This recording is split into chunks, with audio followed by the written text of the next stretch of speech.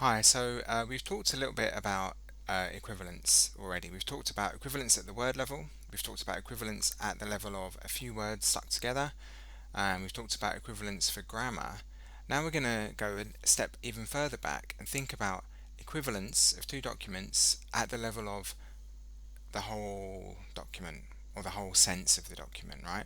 So if you imagine something like this, imagine um, you've got three sentences. My name is David. I live in London. I am a translator.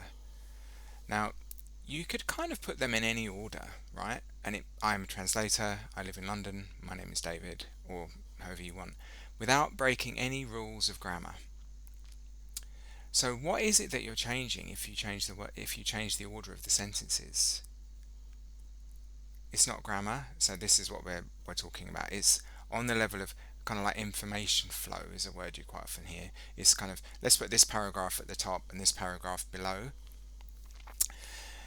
For me, this is not huge.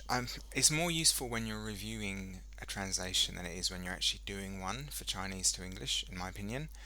Um, the times when thinking about it will be helpful is, for example, if you get a paragraph which you already know is kind of, ooh, this paragraph is a bit confusing and unwieldy. You can sort of say to yourself, hang on, what is this article talking about? What are we trying to do here? We're talking about the boiler or the contract, the parties to the contract. So to kind of keep that consistent and clear, why not add or explicate? Why not explicate and put the parties to the contract hereby agree rather than it is hereby agreed? And what that does, it kind of brings you back to the overall theme of the document, which is things the parties to the contract must do. So if you imagine that at the end, this is only true for sort of formal writing that's following good writing principles, logic, clarity, and all that. For fiction, prose, they're going to be you're in a whole new world. um, okay, but for sort of good writing, that the goal is for people to understand you unambiguously, right? Um, I often have to put back a subject later on in a sentence where it wasn't stated in the Chinese because my sense is that the reader's going to start drifting away because now we've talked about so many attributes of the subject. We've talked about the parties must do this, must do that, must do this must be done by such and such a date. And after a while, you start to think, hang on, are we talking about the date now? Are we talking about what must be done? And it's a good idea to punch it back. No, we're still talking about the parties to the contract. Chinese kind of um, Chinese readers hold a lot more information in their heads, it seems to me. They are quite comfortable with really long paragraphs that don't direct you back to where you were. So by the end, you're kind of scratching your head and going, who are we talking about here? um, but um, English is less tolerant for that. Uh, I, is it the way we read, how fast our eyes move across the page or something? Who knows? But we're less tolerant of that kind of not having a really clear theme. So sometimes it's a good idea even to just add in to explicate, put the theme back in another sentence so that the reader feels kind of oriented. And again, your client might say, oh, you've put something in that wasn't there. It's like, well, it kind of was there because the writer knew that the Chinese reader in their head would be saying, the parties to the contract, da, da, da, da, comma, and the parties to the contract, blah, blah, blah, comma, and the parties to the contract, blah, blah, blah, comma, and the parties to the contract, blah, blah, blah, comma. Whereas an English reader is just reading the parties to the contract must a comma, the money must be paid by January, comma, it must be done quickly, comma, it must be lawful. You're like, what must be lawful? The money, the parts, you know.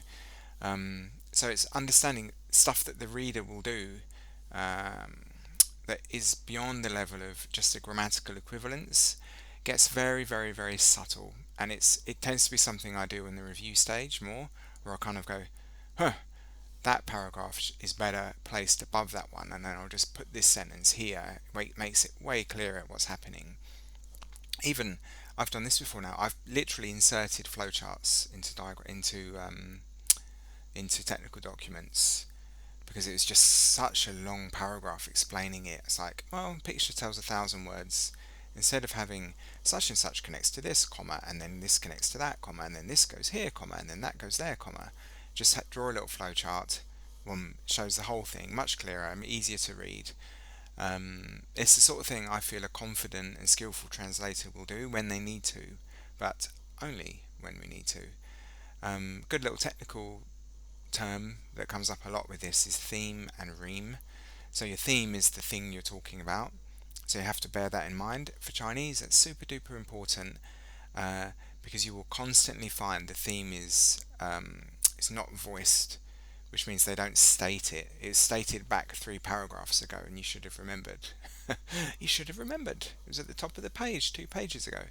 Um, yeah, we have to keep restating it. And then the rime is the thing about the thing.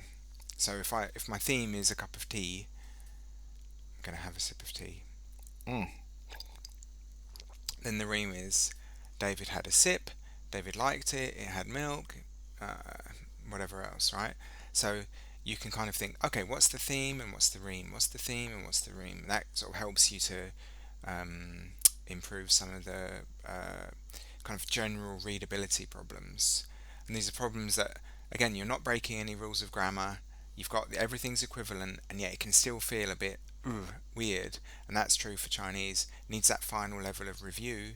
That's why I say I tend to do it more when I'm reviewing, where you're looking at the question of, is the purpose of this paragraph? Why is this paragraph here? Why is this entire paragraph here? What's it telling the reader? Things like that. So yeah, kind of useful more often in the review stage. But yeah, definitely something that's worth thinking about. All right, thanks. Take care.